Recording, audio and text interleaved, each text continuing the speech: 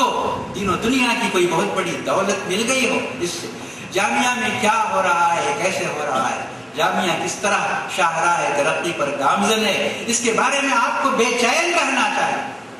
ہر آنے والے سے پوچھنا چاہیے کیا ترقی ہوئی، کیا نئی عمارت بنی، کیا ہوا۔ بہت قابل ذکر اور لائق شکر کام وہ کرتے ہیں۔ ذرا اس کے اندر جامعہ کا نام روشن ہو سکے، جامعہ کی منفرد آواز ہوگی تو اس میں ٹکراؤ ضروری ہے۔ جامعہ کی آواز تطبیق کی آواز ہے، سارے ٹکراؤ کو ختم کر کے تطبیق، عملی تطبیق کہ سب کو کس طرح جوڑا جا سکتا ہے، سب کو ایک کیسے کیا جا سکتا ہے، اور اسی کے لائق آپ کا نصاب تعلیم ہے۔ آپ کو جو بات بتائی جاتی ہے جامعہ میں یہی بتائی جاتی ہے کہ ائمہ دین نے جو خدمات انجام دیے ہیں وہ ایسا نہیں ہے کہ وہ کتاب و سنت کے خلاف ہے، ایسی کوئی بات نہیں، سب وہ کتاب و سنت کی خدمت ہے۔ سوچ کا انداز ہے، سوچ کا اختلاف، کہنے والے کچھ بھی کہہ سکتے۔ آج کا آدمی 6 مہینے پڑھتا ہے، فتویٰ کی کرسی پر بیٹھ جاتا ہے، فتوے دیتا ہے، یہ غلط وہ غلط، یہ غلط فتویٰ دیتا ہے، جلدبازی کے ساتھ سوچے بغیر۔ یہ چیز نہیں ہے۔ میں نے اسی لیے آیت پڑھی، ادعو الی سبیل ربک بالحکمۃ والموعظۃ الحسنۃ وجادلھم بالتی ہی احسن۔ حکمت بہت ضروری ہے۔ پہلی ہی تقریر میں ہمارے بھائی مولانا عبدالعظیم صاحب نے ایک حدیث آپ کو سنائی کہ پیارے رسول صلی اللہ علیہ وسلم گھر کے اندر تشریف فرما تھے، ایک آدمی نے دستک دی، آپ کو بلایا، آدمی اچھا نہیں تھا، بگڑا ہوا انسان تھا، شریف نہیں تھا، کیا کہنا چاہیے، الفاظ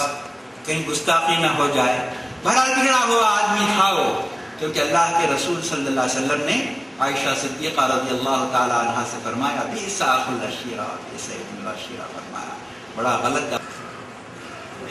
غیبت کا کہنا۔ میں کہتا ہوں منافقت کی بھی بات کہی جا سکتی ہے سب، لیکن حکمت یہی ہے، دیکھیے ادعو الی سبیل ربک، آپ نے فرمایا غیبت کی بات کیونکہ اس کی غیر موجودگی میں آپ نے اس کو اخو العشیرہ کہا، لیکن کہنے والا یہ کہہ سکتا ہے، اور کہتے ہی اس طرح لوگ بات شروع سے بھی کہتے ہیں۔ حضرت عمر رضی اللہ تعالی عنہ کے پاس وراثت کا ایک فتویٰ آیا، اس میں آپ نے سگے بھائی کو محروم کیا، اس کے بعد پھر ویسا ہی فتویٰ دوسرے سال آیا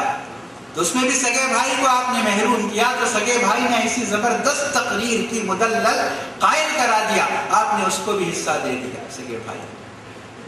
تو پہلا سگا بھائی جو محروم ہوا وہ پھر جھگڑنے کے لیے آیا، تو عمر رضی اللہ تعالیٰ عنہ نے بتایا فیصلہ ہو چکا ہے، بدلہ نہیں جائے گا، ذاک رأی قضیناہ وہذا رأی نقضی بہ، یہ انہوں نے کہہ دیا۔ لیکن امام ابن حزم 400-500 سال کے بعد کہتے ہیں کہ عمر کی پہلی بات صحیح تھی، دوسری بات غلط تھی، عمر کو لوٹنا چاہیے، عمر کو اسے نہیں کرنا چاہیے۔ تو اس قسم کی باتیں کہی جا سکتی ہیں، سب علم کے دائرے کے اندر رہیں گی، لیکن فتویٰ نہیں کیا جا سکتا۔ فتویٰ تو یہ ہے، امام احمد کا نام آپ نے بار بار سنا ہوگا، امام اہل سنت، جو انہوں نے جس عظیمت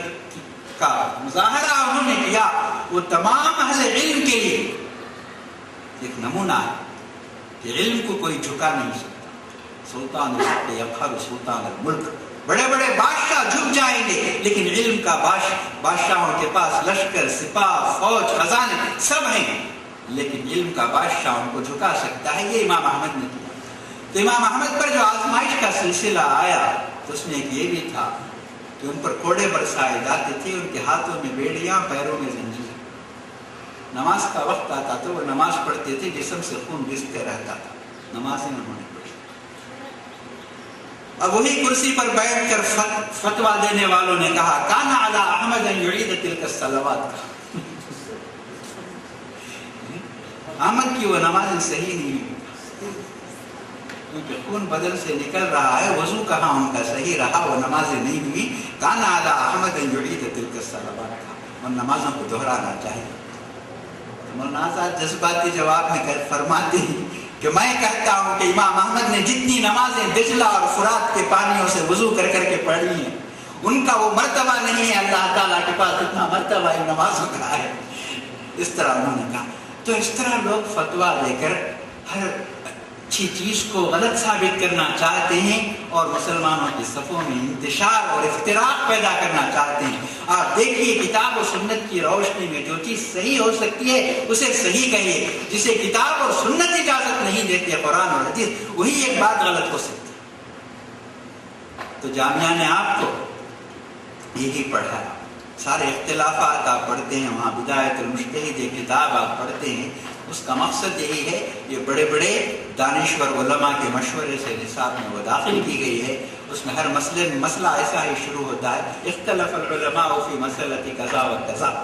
کہ علماء نے اس مسئلے میں یہ کیا، انہوں نے یہ کہا، انہوں نے یہ کہا، انہوں نے یہ۔ اس کے بعد ابن رشد کوئی آیت بتاتے ہیں، سبب الخلاف اس آیت کے سمجھنے میں ہوا یا اس حدیث کے سمجھنے میں ہوا۔ تو یہ اختلاف لوگ اپنی دکان چمکانے کے لیے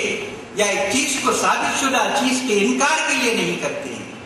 یہ سب ان سب کی فہم جو اللہ تعالیٰ نے دی ہے، اور یہ اللہ تعالیٰ کا سب سے بڑا انعام حکمت ہے، اس کی وجہ سے یہ چیز ہوتی ہے، جس کی سمجھ میں جو بات آتی ہے اس کی وجہ سے وہ کیے جاتے ہیں۔ تو میں کافی وقت آپ کا لے چکا ہوں، دو باتیں اخیر میں یہ کروں گا کہ مدارس میں موجودہ ہندوستان میں، پہلے ہندوستان کے لوگ مدرسوں کو احترام کی نظر سے دیکھتے تھے، مدرسے میں پڑھنے والوں کی عزت تھی، ان کی تکریم تھی، کہ لوگ اللہ والے ہیں سمجھتے تھے، کیونکہ یہی بچے اگر کالجوں میں پڑھتے، بڑی بڑی ڈگریاں لیتے، اونچی کرسیوں پر بیٹھتے، شاندار تنخواہ لیتے، لیکن یہ بچے چٹائیوں پہ بیٹھ کر کچھ ایسی چیزیں پڑھتے ہیں اور پوری زندگی معمولی تنخواہ پر یہ گزارا کریں گے۔ اس طرح پڑھنے والوں کا، پڑھانے والوں کا اور مدارس کا احترام تھا، لیکن چند سالوں سے ایسی فضا بدلی ہے کہ آج مدرسے بدنام، ہر غلط کام جو ہوتا ہے، کوئی بھی دہشت گردی کی چیز ہوتی ہے یا فتنہ اور فساد کی ہوتی ہے، سیدھے انگلی مدرسوں کی طرف اٹھتی ہے کہ یہ سب مدرسوں کے اندر سکھایا جاتا ہے۔ تو آپ کا کردار ایک یہ بھی ہونا چاہیے کہ آپ ہر ایک شخص کے ذہن سے یہ بات نکالیے کہ یہ مدرسے روشنی کے مینار ہیں، یہاں دہشت گردی کی کوئی بات نہیں ہوتی، بلکہ امن و سلامتی کے پیامبر ہیں یہ مدرسے۔ دنیا میں جب جب ظلم و ستم بڑھا، اسلام پیغمبر آئے، اور اسی طرح اسلام بھی آیا جب ظلم و ستم حد سے گزرے، تشریف محمد لے آئے۔ تو دنیا سے اندھیرے کو مٹانے کے لیے، جہالت کو مٹانے کے لیے، ظلم اور فساد کو مٹانے کے لیے یہ مدرسے موجود ہیں، اور مدرسوں کا کردار یہی ہے۔ یہ عام بات ہوئی۔ خاص بات یہ کہ جامعہ کے بھی کچھ مخالف لوگ ہیں جو نہیں جانتے، الناس اعداء لما جہلوا، جن لوگوں نے جامعہ کو نزدیک سے نہیں دیکھا وہ بھی جامعہ کے بارے میں طرح طرح کی باتیں کرتے ہیں۔ تو آپ کا ایک فرض ہے یہ کہ آپ جس قدر ان کو سمجھا سکتے ہیں سمجھائیے، اور اگر ممکن ہوا تو ان کو ایک ہفتے کہیں جامعہ لے کر بھی آئیے، کہ آپ آئیے جامعہ میں ایک ہفتہ رہیے، کہ آپ کے دل میں جو کچھ شبہات ہیں اس نقطۂ نظر سے آپ یہاں رہیے اور دیکھیے آپ کے شبہات دور ہوتے ہیں یا نہیں۔ تو میرا موضوع بہت وسیع تھا، لیکن میں پوری باتوں کا احاطہ نہیں کر سکا، لیکن جو ضروری اور اہم باتیں تھیں ان کی طرف میں نے اشارہ کیا ہے۔ میں آپ سے گزارش کروں گا کہ ہمارے جتنے بھائی کسی وجہ سے نہیں آ سکے ہیں ان تک بھی آپ ان باتوں کو پہنچائیے۔ اس فارغین جامعہ کا سب سے بڑا کردار یہ دو باتوں کا ہونا چاہیے کہ مدارس کیا ہیں یہ سمجھائیے، اور جامعہ دارالسلام میں کس بات کی تعلیم ہوتی ہے اس کو دور دور تک آپ پھیلائیے۔ اقول قولی ھذا واستغفر اللہ لی ولکم ولسائر المسلمین۔